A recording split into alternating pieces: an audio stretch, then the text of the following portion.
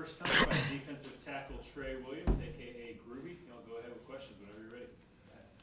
I was just telling somebody that I remember when we were at the opening in Dallas together that you could play then, but you were not trying to make, you were a pudgy kid who was strong, athletic, but you've transformed yourself in your time here into now a really functional defensive tackle. What has that process been like for you to transform your body?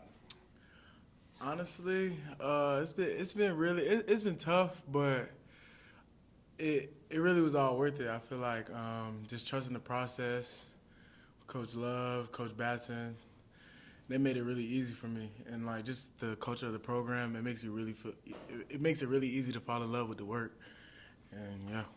How much did you weigh when you got here, and what do you weigh now? I was actually a lot. So I was 312 at the opening when you see me. When I got here, I had lost like 30 pounds over COVID. I was like 292 when I got here, but I was like 25% body fat. I'm probably like 300 right now at like 23% body fat.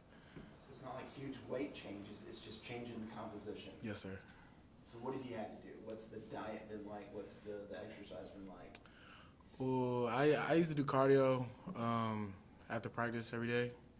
Probably just hit the elliptical 20, 30 minutes after practice every day. And just really kind of cutting off fast foods, desserts.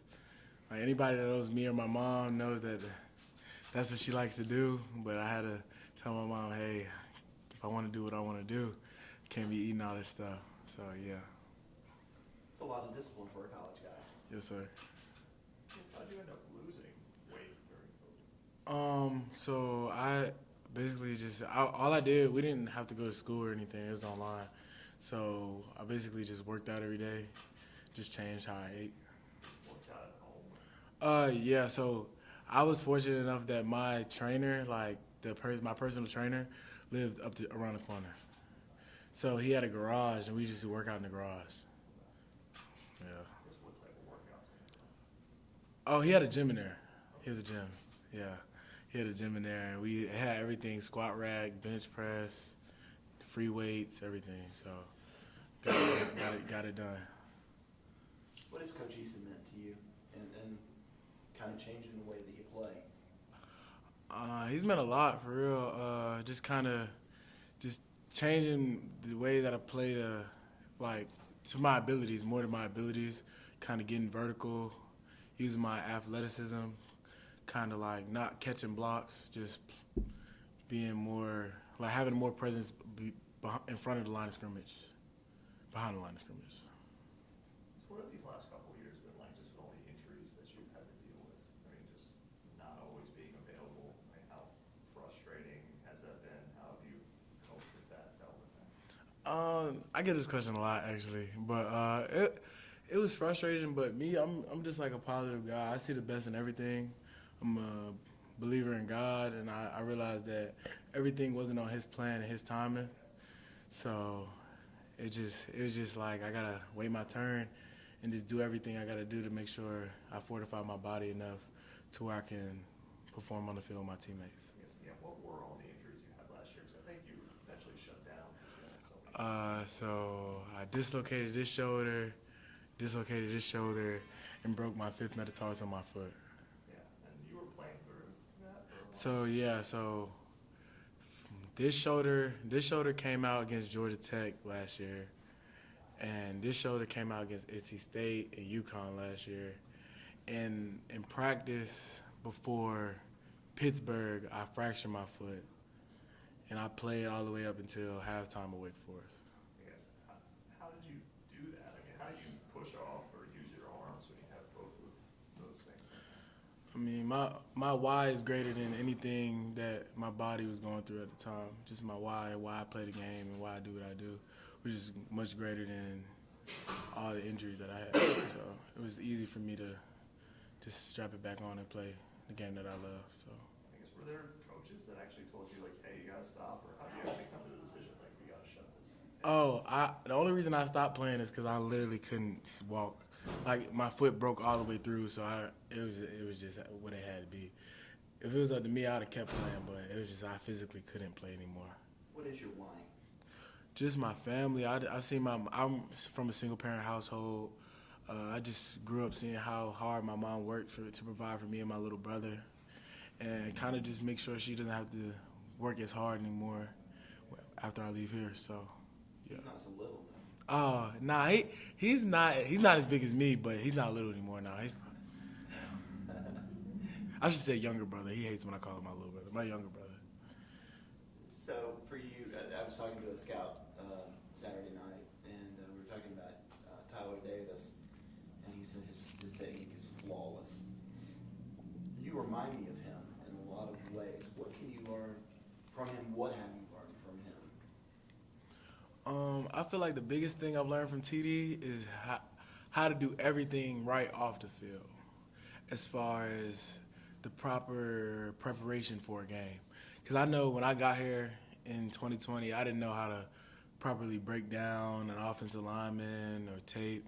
And just sitting with TD used to bring me along with him and kind of just taught me how he prepares for a game, because he's one of the best, I feel like, in the country, how he prepares for a game, how he prepares for an opponent. And he's one of the smartest football minds I've been around. So just being like a sponge around him has helped my game a lot. Talk about how your mind is greater than any injury you've faced through. Where does that mental toughness come from? Was it something that was instilled in you early, or is it something that you just always had? Yeah, I feel like it was instilled in me early. I've definitely gotten mentally tougher just over time, but just like I've been through worse things in my life than an injury playing the game I love. So it made it really easy. I guess you had a weightlifting thing happen, I guess? Yeah, just a little. The machine tried to stop the weight, thought it clicked, it stopped, thought it was in, let it go, ended up falling because it wasn't all the way in, just like a freak accident. It's like squat rack or what? It's like do you know what a pit shark is? So it's basically like a belt squat. So you put a belt around and it comes out of the floor. Oh, okay. Yeah. And you thought you had the thing in and it just fell on Mhm. your leg? No, it was so like it's a platform and the weights are behind it, and it's a cable that's hooked around to your waist, and then you're like squatting, and then when you're done, you put the stopper back in so the weight doesn't go back down. And I thought I put the stopper all the way in, and I did not. Okay.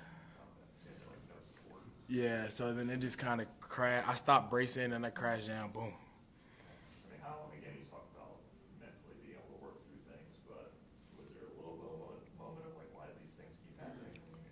Of course, but I feel like it's just I had to snap out of it fast, because once they told me that, hey, like, we're gonna get you back, it was like, all right, I can't feel sorry for myself. I gotta make sure I'm staying in football shape, not eating a bunch of bad stuff while I'm down, and staying locked into the playbook and in tune with the team. So I didn't really have enough time to feel sorry for myself.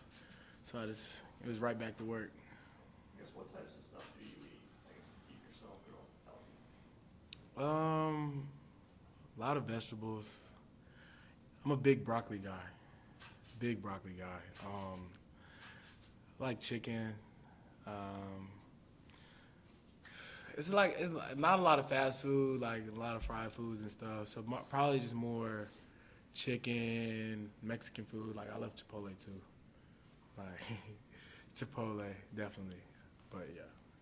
What do you get Chipotle? I get a bowl. I get double chicken, brown rice. I get a half serving of brown rice. So you know how they usually fill the whole bottom of the bowl of rice? Don't do that. If you're trying to lose weight, at least. Don't do that.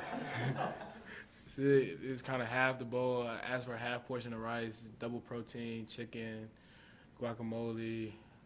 I try to stay away from the sour cream, even though I like it. It's just a little bit. Tomatoes, lettuce, and a little bit of cheese. Can't have too much cheese either. We're going to Chipotle. Oh, yeah. Let's go. I guess, how do you feel physically now? Is this the best you've felt since you've been here? Oh, right now? Yeah, I would say. Just because I feel like this offseason I really took the time to really focus on the little muscles in my body. Like, besides, like, the little freak accident in the weight room, like, I was in the best shape I've been physically, mentally, everything. So it was just really how I prepared throughout the whole off season that got me to this point. How much fun is it being a part of a room where, like, I'm watching out there Saturday night, and maybe it's TD and Root one play, maybe it's TD and you another, maybe it's Peyton Page and you. The guys just swap out in there. There's absolutely no drop off.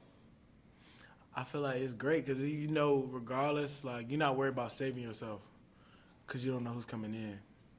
Like last year, a lot of the times when everybody was down, me and Root was in there, and we would be playing 70 plays a game, and it's like, all right. But nah, it's definitely it's all out every play because you know the person behind you or the person that's on the sideline is gonna come in and do the same thing, if not better than how you were doing it. Can you tell the offensive line when they've had enough? Like there was a point Saturday where you could tell BC's offensive line was just overwhelmed. Can you see it in their eyes? Yes and no. I would say yes because we started getting home a lot more, but no just because we're not even focused on the other team for real. We focus on how we play, and if we play how we play, then every team should be like that regardless. So it's not really about us. It's not really about them. It's about us. I guess when you get home on a sack, I mean, how does that feel? Oh, if you ask the defensive lineman, sack is the best. Oh no, a touchdown. I want a touchdown. But touchdown is probably the best, but sack's probably second best. It feels great. I mean, I felt like for me it was kind of long overdue because I'm used to sacking the quarterback, and it kind of been hurt, so I haven't been able to go do that. But it felt great to finally be healthy enough to go do what I love and go sack the quarterback. I guess why are you Hawkeye? Hawkeye, I don't even know where I was at when we were signing names, but I just embraced my role. I don't know where I was at. But hey, I love Hawkeye. I do the arrow all day long. That's cool. I'm with it. Any questions for Trey from Zoom? Hey Trey, Trevor Gross from Tigers.com. You guys have been missing guys on the D-line all season. You've been out, Tyler's been out, Brian, Xavier just came back. How good can this defensive line be when y'all get your full arsenal? Honestly, we can be as good as we want to be. As long as we continue to put in the work week in and week out, the sky's the limit for us. So there's no telling how good we can be. This will be your first trip to Tallahassee to play Florida State. I know you're from up north, but how excited are you about playing in that venue? I'm very excited. I'm excited to play the game that I love. We could be playing on Bowman Field. I'll be excited to go play. So it's just I love playing the game of football. I love playing that we're going to play a great team, a very historic team, in a legendary stadium. So it's a great opportunity. So I'm excited. Thanks, Trey. Yes, sir. Anyone else for Trey? All right, thanks, crew.